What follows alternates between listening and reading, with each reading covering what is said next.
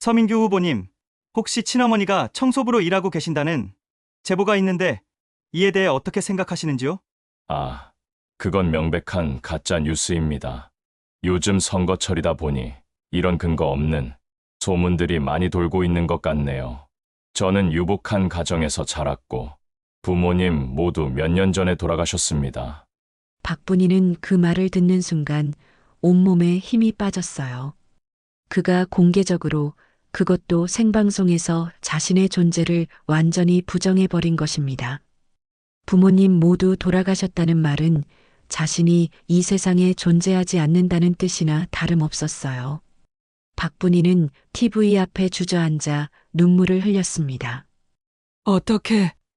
어떻게 이럴 수가 있지? 구독, 좋아요는 영상 제작에 큰 힘이 됩니다. 새벽 5시 서울 모처의 청와대 별관 화장실에서 하루가 시작됩니다. 76세의 박분희는 늘 그렇듯 이른 시간에 출근해 변기와 거울을 닦기 시작하죠. 20여 년 넘게 청소 일을 해오며 허리도 휘고 손도 거칠어졌지만 박분희는 늘 고맙습니다라는 말 한마디에 위로받곤 했습니다. 화장실 거울을 닦으며 박분희는 자신의 주름진 얼굴을 바라봅니다. 세월이 많이 흘렀구나 싶으면서도 그 속에서 아직도 젊은 시절의 모습이 어렴풋이 보이는 것 같아 쓸쓸한 미소를 짓습니다. 손이 거칠어진 만큼 마음도 단단해졌지만 가끔씩 혼자 있을 때면 깊숙이 묻어둔 기억들이 고개를 들곤 하죠. 박분희가 사는 곳은 서울 외곽의 작은 월세방입니다. 방 하나에 부엌이 딸린 조그만 공간이지만 그녀에게는 소중한 안식처입니다. 아침마다 된장찌개 하나로 끼니를 때우고 저녁에는 김치와 밥 한 그릇으로 하루를 마무리하죠. 누가 보면 외로운 노인이라고 할 수도 있겠지만 박분희는 오래전부터 지워야만 했던 과거를 매일 기도하며 덮어왔습니다. 젊은 시절 기지촌에서 만난 미군 부대원과의 사이에서 아이를 낳았던 일. 당시에는 사회적 시선 때문에 아이를 몰래 고아원에 보낼 수밖에 없었던 그 아픈 기억. 박분희는 그 일을 평생의 짐으로 안고 살아왔습니다. 하지만 후회는 없었어요. 그 아이가 자신보다 더 나은 삶을 살길 바라는 마음뿐이었거든요. 오늘도 박분희는 화장실 청소를 마치고 직원 식당 옆 화장실로 향했습니다. 그곳에서 다른 청소부 아주머니가 수군대는 소리가 들려왔어요. 분희 아줌마 내일 대통령 발표 방송 한다던데요. 새 얼굴이래요. 박분희는 시큰둥한 표정으로 대답했습니다. 그 사람이 그 사람이지 다 나 같은 사람들은 안 보이는 거야. 박분희에게 정치란 먼 나라 이야기였습니다. 누가 대통령이 되든 자신 같은 사람들의 삶은 크게 달라지지 않을 거라고 생각했거든요. 그저 매일 성실히 일하고 조용히 살아가는 것이 전부였죠. 하지만 내일 있을 그 발표가 자신의 인생을 송두리째 바꿔놓을 줄은 꿈에도 몰랐습니다. 저녁 무렵 집으로 돌아온 박분희는 작은 밥상에 앉아 혼자 저녁을 먹었습니다. TV에서는 내일 있을 대통령 후보 발표에 대한 뉴스가 나오고 있었지만 박분희는 별로 관심을 두지 않았어요. 그저 하루 종일 일한 몸을 쉬게 하고 싶을 뿐이었습니다. 잠자리에 들기 전 박분희는 늘 그렇듯 짧은 기도를 올렸습니다. 오늘도 무사히 하루를 보내게 해주셔서 감사합니다. 다음 날 점심시간 직원 식당에는 평소보다 많은 사람들이 모여 있었습니다. 청소부들과 직원들이 모두 TV를 주시하고 있었어요. 대한민국 제21대 대통령 후보로 최종 선출된 인사 발표가 있는 날이었거든요. 박분희도 다른 사람들과 함께 TV 앞에 서서 화면을 바라봤습니다. 곧 발표가 시작될 것 같네요. 옆에 서 있던 직원이 말했습니다. 박분희는 별다른 기대 없이 화면을 바라보고 있었어요. 그저 사람들이 모여 있으니 따라서 서 있을 뿐이었죠. 하지만 곧 그녀의 인생을 뒤바꿀 순간이 다가오고 있었습니다. 드디어 발표가 시작되었습니다. 아나운서가 엄숙한 목소리로 말을 시작했어요. 대한민국 제21대 대통령 후보로 최종 선출된 분을 발표하겠습니다. 카메라가 천천히 움직이며 한 남자의 얼굴을 화면에 가득 담았습니다. 그 순간 박분희의 손에서 걸레가 떨어져 바닥에 떨어졌어요. 저 얼굴, 저 눈썹, 박분희의 입에서 작은 신음 같은 소리가 흘러나왔습니다.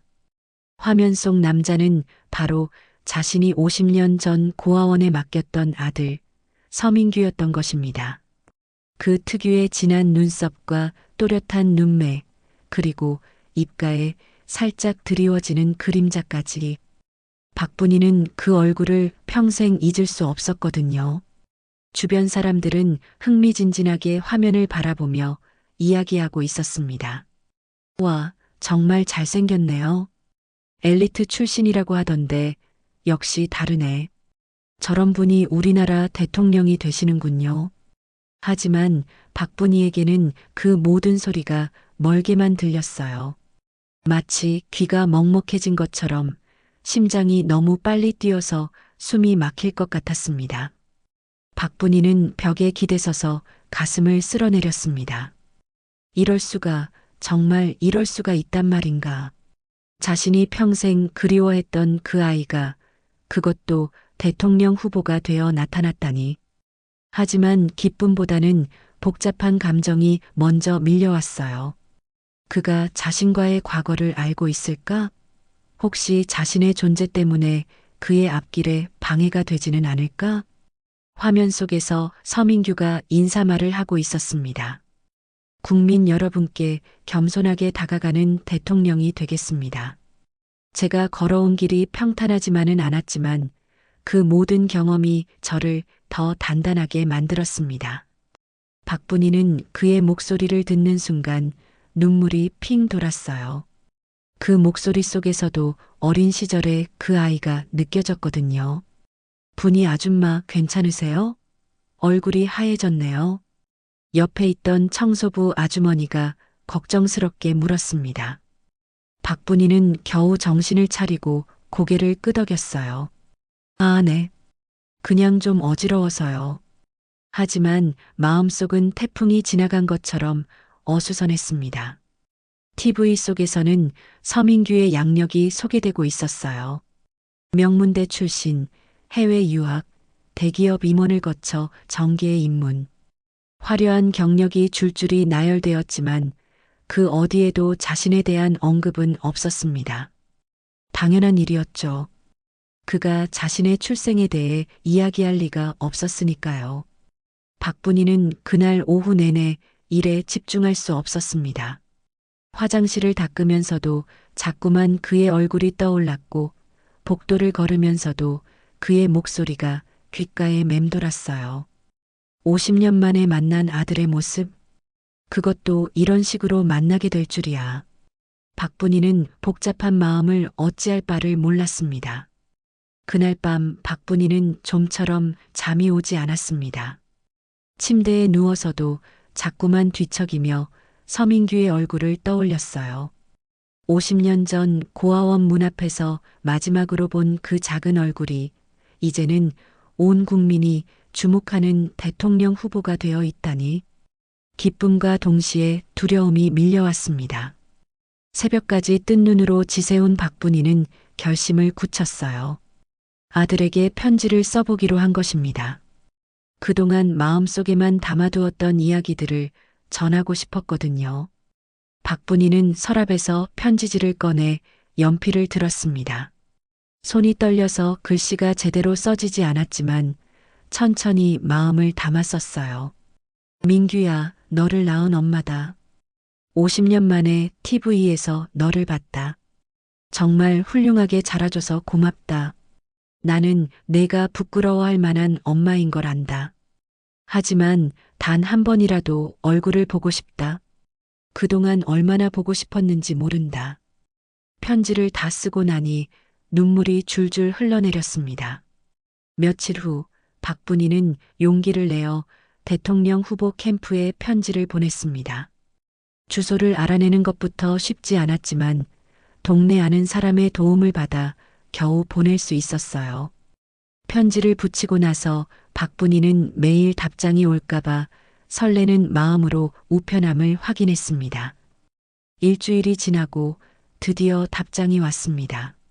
하지만 그 내용은 박분이가 기대했던 것과는 전혀 달랐어요. 편지는 서민규 본인이 아닌 비서 명의로 왔고 내용도 차갑기 그지없었습니다. 허위 사실 유포는 법적 조치를 받을 수 있습니다. 앞으로 이런 내용의 연락은 삼가해 주시기 바랍니다. 박분이는 편지를 읽고 또 읽었습니다. 믿을 수가 없었어요. 자신이 낳은 아들이 그것도 50년 만에 보낸 편지에 대한 답이 이런 것이라니. 그는 자신의 존재 자체를 부정하고 있었던 것입니다. 한때 자신의 전부였던 그 아이가 이제는 자신의 출세를 막을 오점으로 여기고 있다는 사실이 가슴을 찢어 놓았어요. 그날 오후 박분이는 청소를 하다가 갑자기 어지러움을 느꼈습니다. 화장실 바닥에 주저앉은 박분이를 발견한 동료가 급히 병원에 신고했어요. 구급차에 실려간 박분이는 응급실에서 링거를 맞으며 천장을 바라봤습니다. 몸이 아픈 것보다 마음이 더 아팠어요. 병원에서 하루를 보내고 집으로 돌아온 박분이는 거울 앞에 섰습니다. 주름진 얼굴과 거친 손, 그리고 구부정한 어깨. 자신이 서민규에게는 숨기고 싶은 과거일 수도 있다는 생각이 들었어요. 하지만 동시에 분노도 치밀어 올랐습니다. 아무리 그래도 자신을 낳아준 사람을 이렇게 대할 수는 없는 것 아닌가. 박분이는 결심했습니다.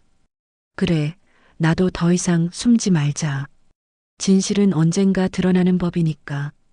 그동안 혼자서만 짊어지고 살았던 무거운 짐을 이제는 세상에 내려놓을 때가 온 것 같았어요. 서민규가 자신을 부정한다면 자신이라도 당당하게 나서야겠다고 생각했습니다. 다음 날 박분이는 평소와 다름없이 일터에 나갔습니다. 하지만 마음속에는 새로운 다짐이 자리 잡고 있었어요.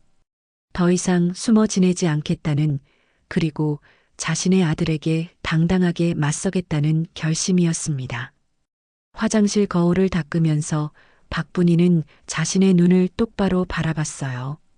그 눈에는 50년 만에 되찾은 용기가 번뜩이고 있었습니다. 일요일 아침 박분이는 평소보다 일찍 일어나 동네 교회로 향했습니다. 마음속 무거운 짐을 혼자 감당하기 어려워서 누군가와 이야기하고 싶었거든요. 교회에 도착한 박분이는 예배가 끝난 후 목사를 찾아갔어요. 오랫동안 교회를 다니며 목사와는 어느 정도 가까운 사이였습니다. 목사님, 질문이 하나 있습니다. 박분이는 조심스럽게 말을 꺼냈어요. 사람이 과거에 죄를 지었어도 자식이 그 죄까지 부정하면 안 되는 거 아닌가요? 목사는 박분이의 진지한 표정을 보며 고개를 끄덕였습니다. 분이 집사님, 무슨 일이 있으신 건가요? 얼굴이 많이 상해 보이네요. 박분이는 한참을 망설이다가 조심스럽게 자신의 이야기를 털어놓기 시작했어요. 젊은 시절 기지촌에서의 생활, 그리고 아이를 고아원에 맡길 수밖에 없었던 상황까지.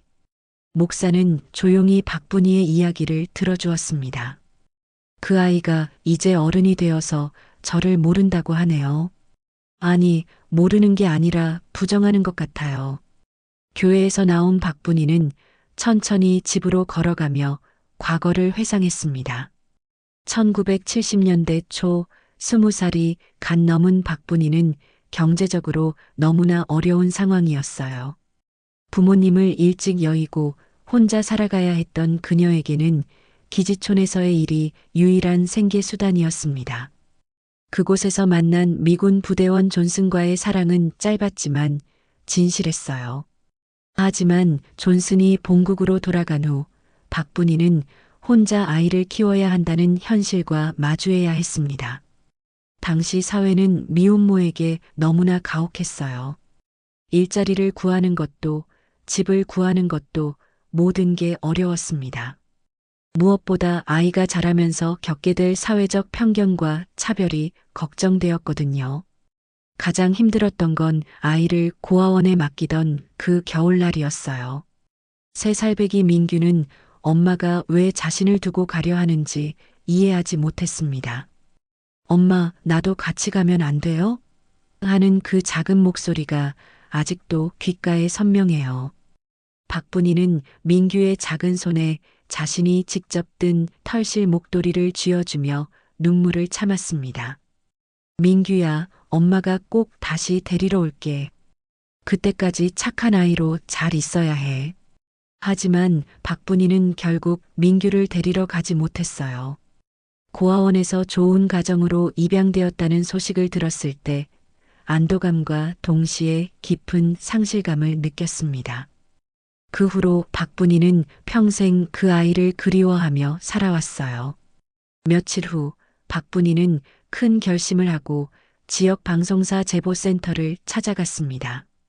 떨리는 마음으로 접수대에 서서 말했어요.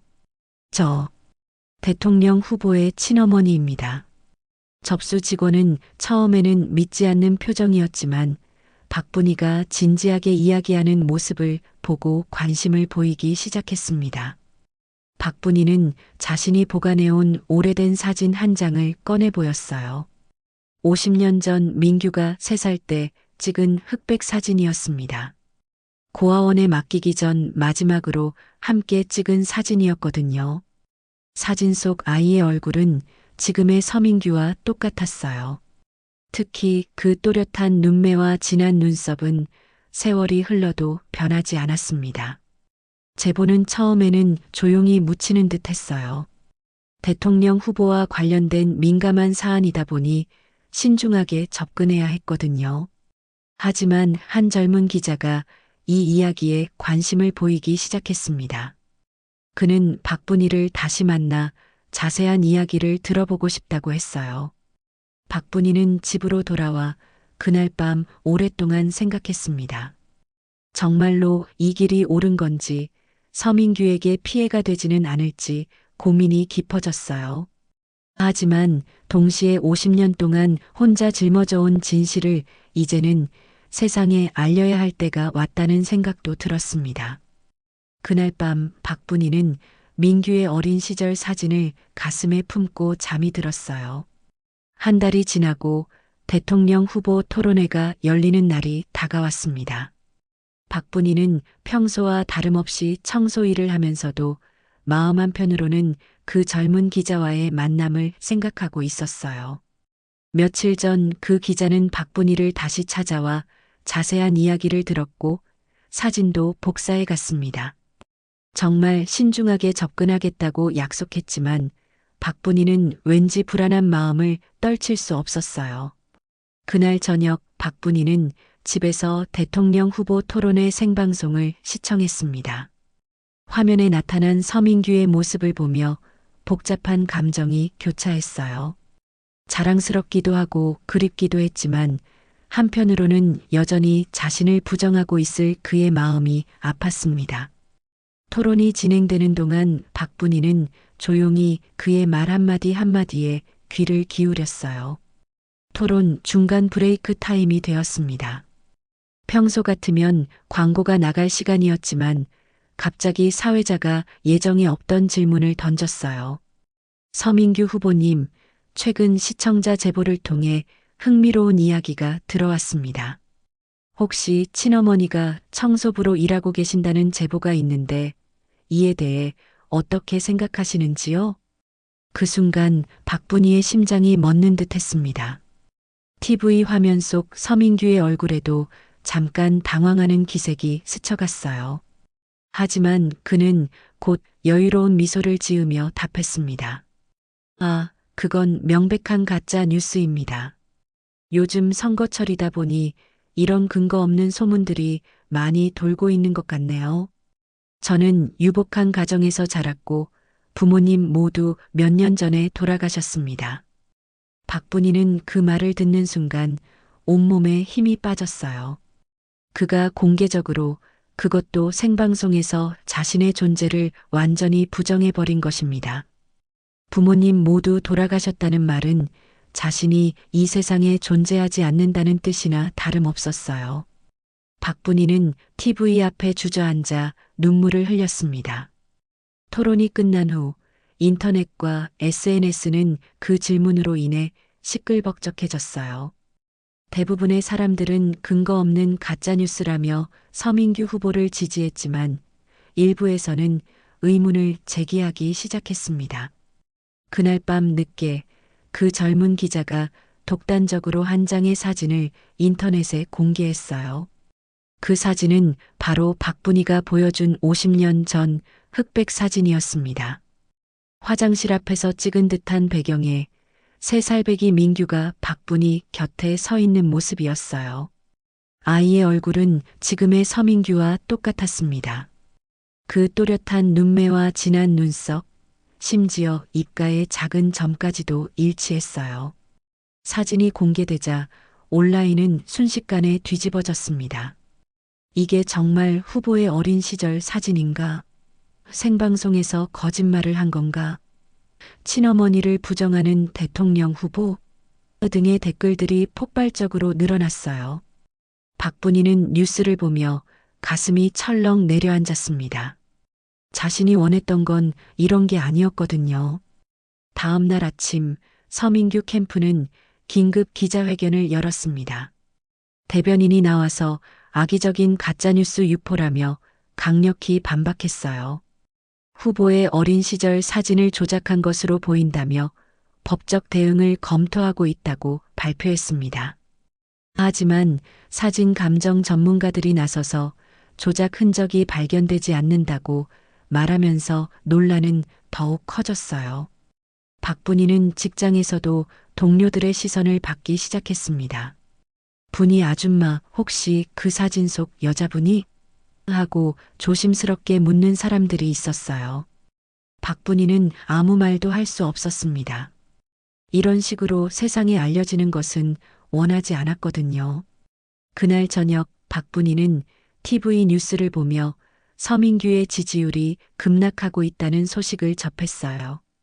과거를 숨긴 대통령 후보, 친어머니를 부정한 사람이 나라를 이끌 수 있을까라는 여론이 형성되고 있었습니다.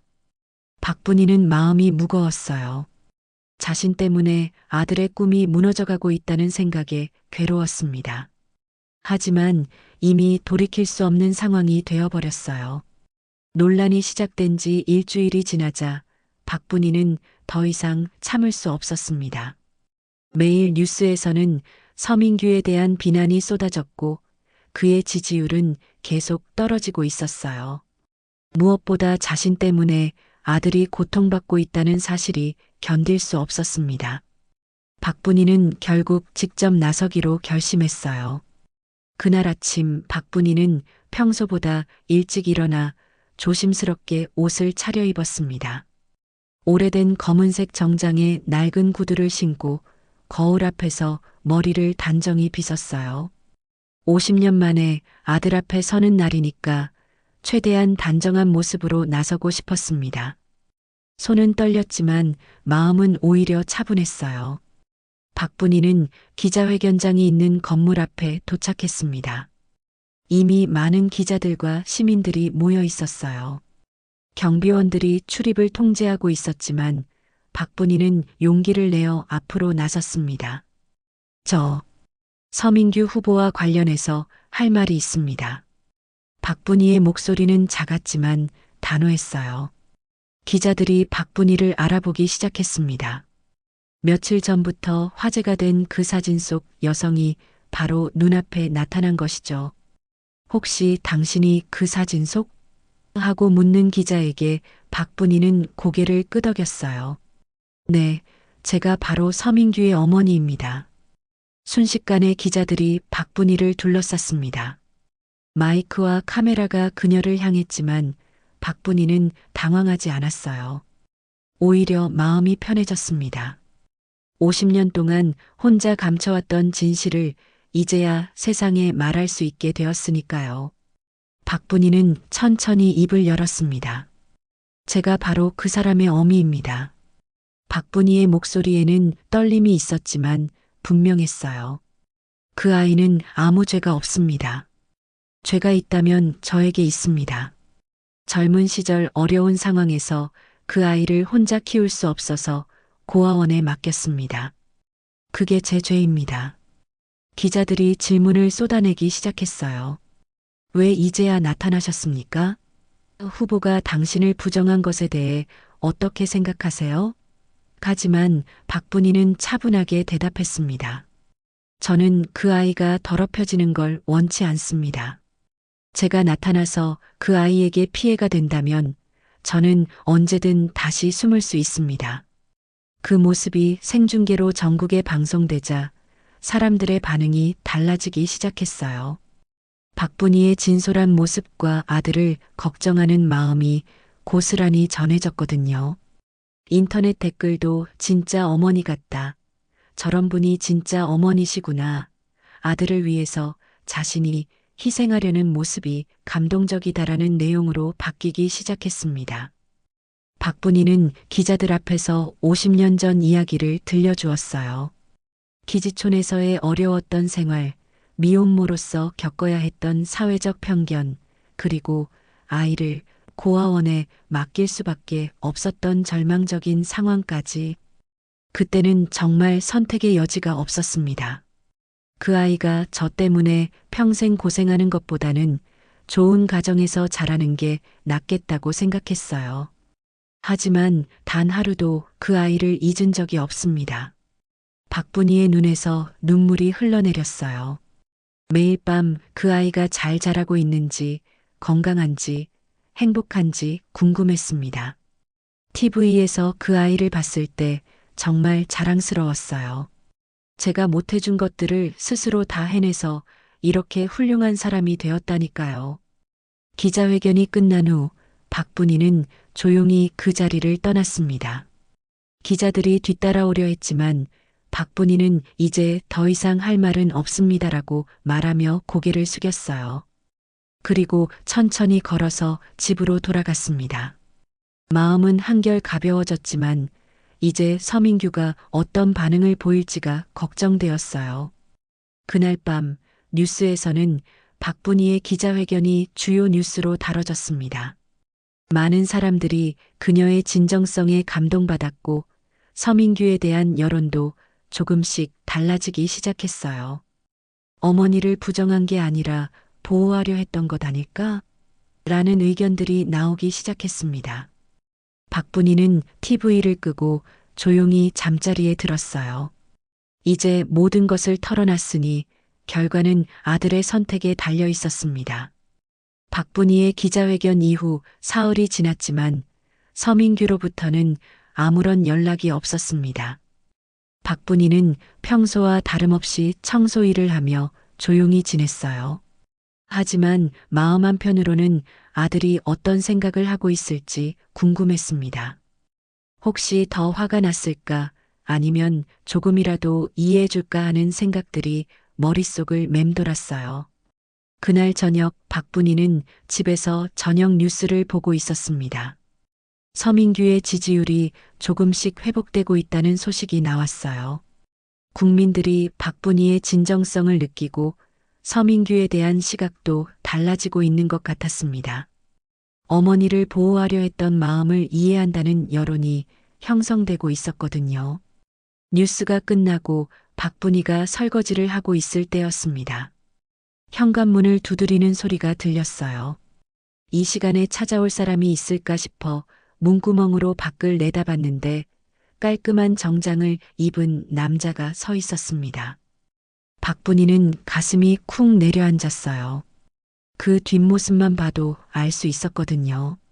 바로 서민규였습니다. 박분이는 떨리는 손으로 문을 열었습니다. 50년 만에 마주한 아들의 얼굴은 TV에서 본 것보다 훨씬 더 또렷하고 선명했어요. 그리고 그 눈가에는 피로와 고민의 흔적이 역력했습니다. 서민규는 잠시 박분이를 바라보더니 조심스럽게 입을 열었어요. 안녕하세요. 들어가도 될까요? 박분이는 황급히 문을 열어주며 서민규를 안으로 모셨습니다. 좁은 원룸이 부끄러웠지만 아들이 직접 찾아왔다는 사실만으로도 감격스러웠어요. 서민규는 조심스럽게 방 안을 둘러보더니 작은 밥상 앞에 앉았습니다. 박분이도 맞은편에 앉으며 떨리는 마음을 진정시키려 했어요. 한참 동안 침묵이 흘렀습니다. 서민규가 먼저 입을 열었어요. 왜 이제 와서 나타났어요? 그의 목소리에는 원망과 동시에 복잡한 감정이 섞여 있었습니다. 박분이는 조용히 대답했어요. 너를 TV에서 봤을 때 그냥 한 번만이라도 보고 싶었구나. 50년 동안 얼마나 보고 싶었는지 너는 모를 거야. 그럼 왜 그때 저를 버렸어요? 서민규의 목소리가 떨렸습니다.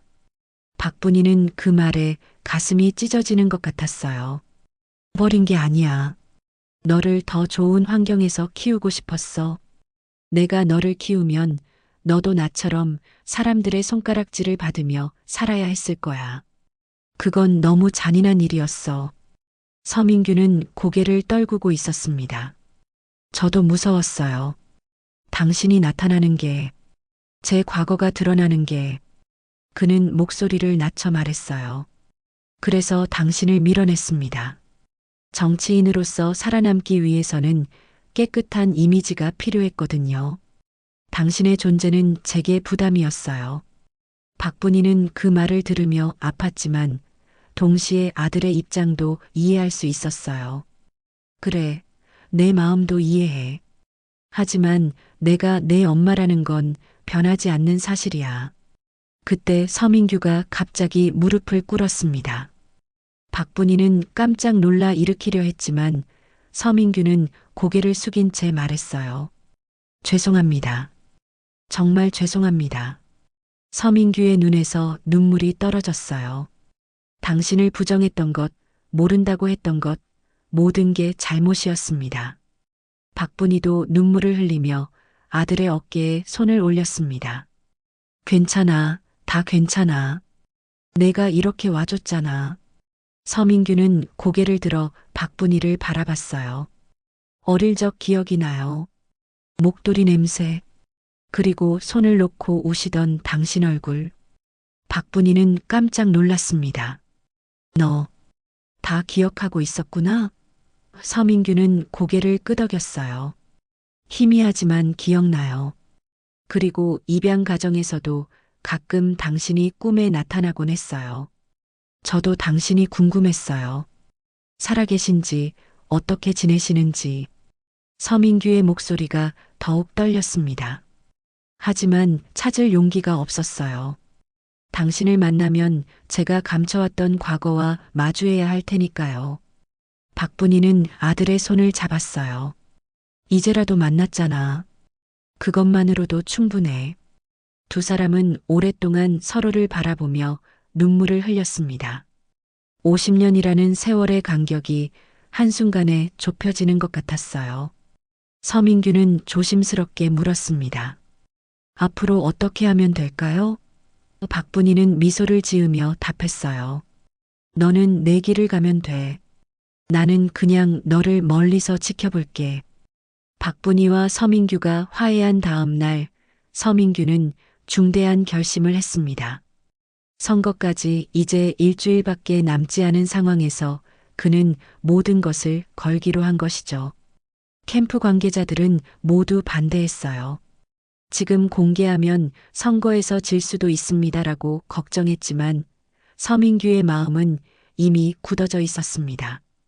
그날 오후 서민규는 긴급 기자회견을 열었습니다.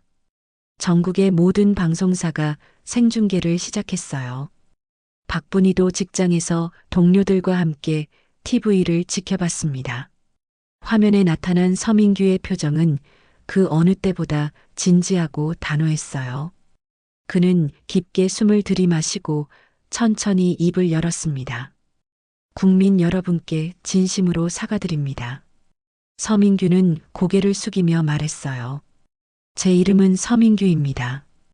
그리고 제 어머니는 박분희 여사이시며 평생을 화장실을 닦으며 힘든 삶을 사셨습니다.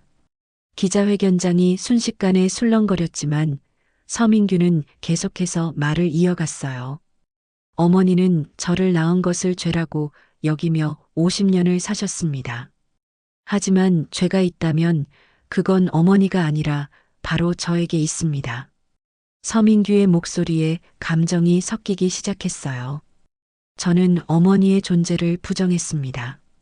제 정치적 야심을 위해 저를 낳아주신 분을 모른다고 했습니다. 이보다 더 큰 불효가 어디 있겠습니까? 박분희는 TV를 보며 눈물을 주체할 수 없었어요. 옆에 있던 청소부 아주머니들도 모두 울고 있었습니다. 분희 아줌마 정말 자랑스러우시겠어요. 하지만 박분희는 걱정이 앞섰어요. 아들이 이런 말을 공개적으로 해서 선거에 악영향을 받지는 않을지 염려되었거든요. 서민규는 계속해서 자신의 이야기를 털어놓았습니다. 어머니는 저를 버린 게 아닙니다. 어려운 상황에서도 저를 더 나은 환경에서 키우고 싶어 하신 것 뿐이에요. 그런 어머니를 저는 정치적 부담으로 여겼습니다. 정말 부끄럽고 죄송합니다. 그는 카메라를 똑바로 바라보며 말했어요. 어머니, 정말 죄송합니다. 기자회견이 끝나자 전국이 들끓었습니다. 하지만 예상과 달리 국민들의 반응은 긍정적이었어요. 진실을 말할 용기가 대단하다. 정직한 정치인이다. 어머니를 인정하는 모습이 감동적이다라는 댓글들이 쏟아졌습니다. 오히려 서민규의 지지율은 급상승하기 시작했어요. 며칠 후 선거일이 다가왔습니다. 박분희는 평소와 다름없이 투표소에 가서 조용히 투표를 마쳤어요. 저녁에는 집에서 개표 방송을 지켜봤습니다. 시간이 지날수록 서민규의 당선이 확실해지고 있었어요. 국민들은 그의 정직함과 용기에 마음을 열었던 것입니다. 개표 결과가 나오고 서민규의 당선이 확정되었습니다. 당선 소감을 발표하는 자리에서 서민규는 다시 한번 박분희에게 감사 인사를 전했어요. 오늘 이 자리에 설 수 있게 해주신 것은 저를 낳아주시고 키워주신 어머니 덕분입니다. 어머니께서 보여주신 희생과 사랑을 잊지 않겠습니다. 취임식 날이 되었습니다. 박분희는 서민규로부터 직접 초대를 받았지만 뒤편 의자에 조용히 앉기를 원했어요. 나는 그냥 멀리서 지켜보는 게 좋겠어라고 말했지만 서민규는 고집을 부렸습니다. 어머니, 이제는 제 옆에서 함께 걸어주세요. 더 이상 숨지 마세요. 취임식장에서 박분희는 앞자리에 앉아 아들의 모습을 지켜봤습니다. 선서를 하는 서민규의 모습을 보며 눈물이 흘러내렸어요. 50년 전 고아원 문 앞에서 작별했던 그 작은 아이가 이제는 대한민국의 대통령이 되어 있었습니다. 정말 꿈만 같은 일이었어요. 취임식이 끝난 후 서민규는 박분희에게 다가와 말했습니다. 어머니, 이제 정말로 제 옆에서 함께 걸어요. 숨지 마세요. 저는 어머니가 자랑스럽습니다. 박분희는 아들의 손을 잡으며 미소를 지었어요. 그래, 이제는 함께 걸어보자. 그날 저녁 뉴스에서는 대통령과 어머니가 함께 걷는 모습이 방송되었습니다. 많은 사람들이 그 모습을 보며 감동받았어요. 박분희는 더 이상 혼자가 아니었습니다. 50년 만에 되찾은 아들과 함께 새로운 인생을 시작하게 된 것이죠. 진실은 결국 승리했고 사랑은 모든 것을 이겨냈습니다.